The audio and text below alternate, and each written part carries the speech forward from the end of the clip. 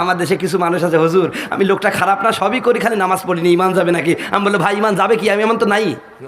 কথা কয় না, রসুল বলছে লা দিন আলী বাংলা সলাতালাহু, যার নামাজ দা তার ইমানই নাই।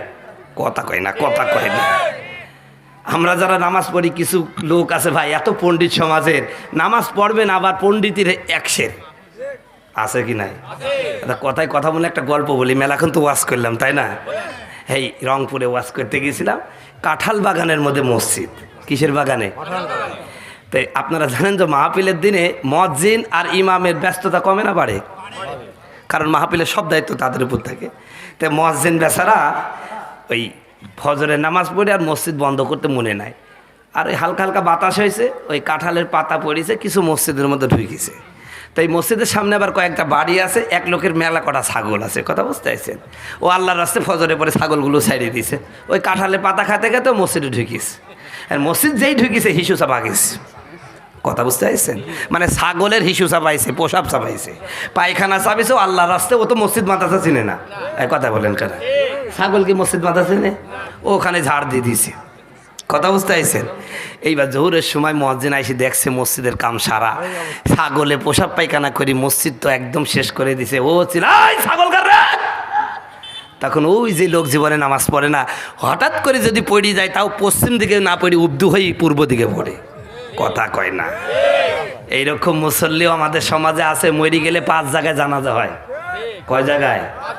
ও জানাজার ভাব দেখি মনে হচ্ছে জান্নাতে আগে চলে গেছে। হুজুরা আমরা পারিনি ভাই, কারণ আপনার জানাজা না পড়লে তো ইমামতি থাকে না। কিন্তু জানাজার দোয়া কি আসতে হয় না জোরে হয়? ওই জায়গায় কিন্তু আমরা কাম সাইরি দিই। আল্লাহ এ কোনোদিন নামাজ পড়ে নাই, পূর্ব দিকে হুজুরকেই পড়লে তাও পশ্চিম দিকে পড়েনি। আল্লাহ এই মাল আমিও পারিনি, এরাও পাথা আমাকে ছাড়ছে না। আল্লাহু আকবার। কথা কয় না? এরপরে যে জানাজা হয়, আল্লাহ জীবনে নামাজ পড়িনি, হুজুর দেখতে পারিনি, হুজুর দেখলে রাজাকার কইছে, হুজুর দেখলে জঙ্গি কইছে, হুজুর দেখলে যে কত কিছু কইছে। আল্লাহ এ মালকে সাইজ করি সাইডি তো। আল্লাহু আকবার। কথা কয় না? আচ্ছা যেই লোক জীবনে নামাজ পড়েনি, আমি হুজুর যাই যদি বলি আল্লাহ রসুল বিসমিল্লাহ আলা মিল্লাতি রসুল্লাহ, ইয়া রসুল্লাহ এই লোকটা আপনার মিল্লাতে ছিল। রসুল বলছে এত বড় মিথ্যি কথা কইলি। কথা কয় না? আপনারা জোর করে কিন্তু হুজুর দিয়ে মিথ্যি কথা করছেন। রাগ করছেন ভাই? নামাজ ছাড়া জান্নাত নাই ভাই। আপনি মানলেও জান্নাত নাই, না মানলেও। মরণের পরে সর্বপ্রথম হিসাব কিসের?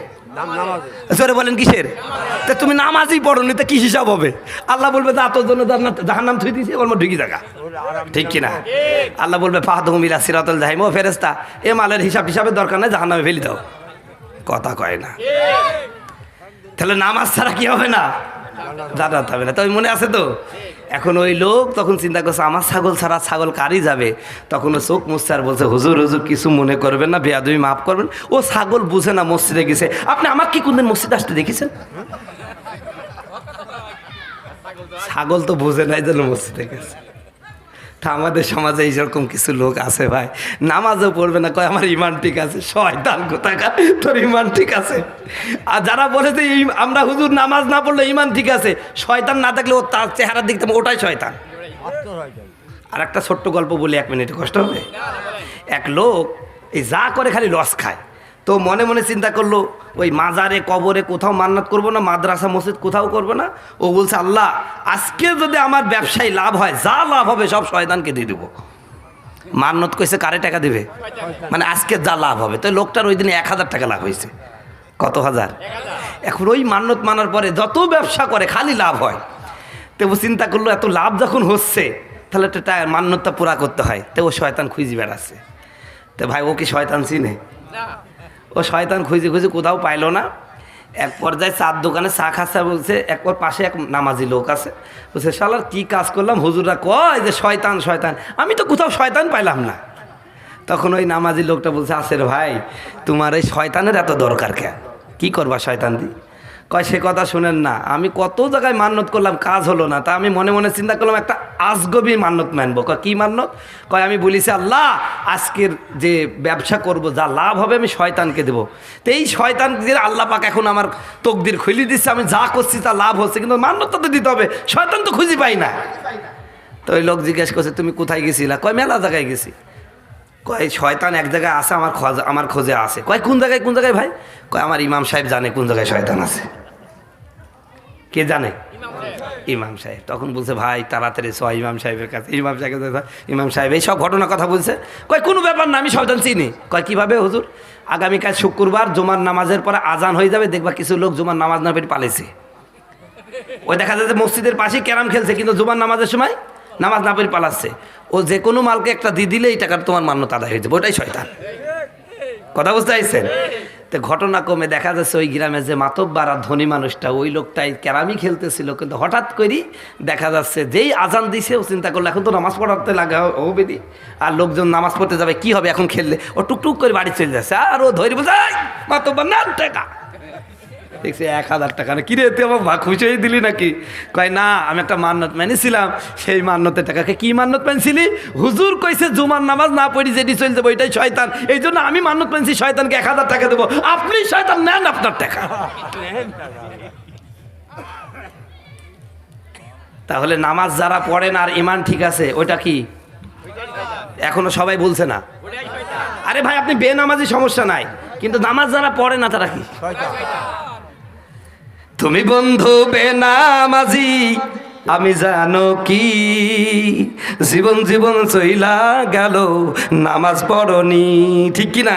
আরে সাদা সাদা কালা কালা সোনার জীবন করলা কয়লা, সাদা সাদা কালা কালা সোনার জীবন সইলা করলা সেই কয়লা। তারপরে কি? তুমি বন্ধু বেনামাজি আমি জানো কি, জীবন চইলা গেল নামাজ পড়নি, ঠিক কিনা? তো এইরকম বেনামাজি হইলে আপনার কিয়ামতের দিন অবস্থা খারাপ হয়ে যাবে। তো ঘটনা কি বলতেছিলাম, আল্লাহ রসুলকে বলল, জিবরিল আমিন বলল যে হে রসুল আমি যখন নামাজ পড়বো তো আমার অনুভূতিটা কেমন হবে? কথা বলুন ঠিক কিনা? রসুল বলছে আন্নাকা তারাহু, তুমি নামাজে যখন দাঁড়াবা এমনভাবে দাঁড়াও যে তুমি আমার আল্লাহ দেখছো। জোরে বলেন সুবহানাল্লাহ। ভাই কোনো ব্যক্তি যদি নামাজে এই টেন্ডারসিনি দেখে যে আমি আল্লাহ দেখলাম, ওই লোকটা নামাজ পড়ার পরে ঘুষ খেতে পারবে, দুর্নীতি করতে পারবে, চুরি করতে পারবে, খাদ্যে ভেজাল দিতে পারবে, চুরি করতে পারবে, পরের বউর সাথে গল্প করতে পারবে। কথা কয় না? সম্মানিত ভাইয়ের আমার, এইরকম নামাজের পড়তে হবে।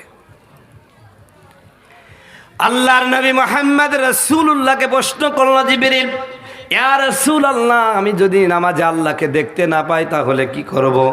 আমার অনুভূতিটা কেমন হবে? আমার নবী জানাই দিলেন, আমার হযরত জিবরিল শোনেন ভাই, আপনি যদি আল্লাহকে দেখতে না পান, আল্লাহকে দেখার যোগ্যতা যদি আপনার না হয়, তাহলে আপনি এমনভাবে নামাজ পড়েন কেমন যেন আপনি এই কথা চিন্তা করেন, আহারে আমি আল্লাহু আকবার বলে নামাজে যখন দাঁড়িয়ে গেলাম, তাহলে আপনার অনুভূতি এমন হবে আল্লাহ রাব্বুল আলামিন আপনার প্রত্যেকটা রুকু, প্রত্যেকটা সেজদা, আপনি যে নামাজের মধ্যে কেরাত পড়তেছেন সবগুলো আমার আল্লাহ দেখছে। জোরে বলেন সুবহানাল্লাহ। ও মুসলমান, আপনি তো বুঝেন না, নামাজের মধ্যে সূরা ফাতিহা মন্ত্রের মধ্যে পড়ে দেন, কিন্তু না না, ও আমার কামার পাড়ার মুসলমানেরা, পর্দার আড়ালের মা বোনেরা, ভালো করে শুনেন মুসলমান, আপনি যখন নামাজ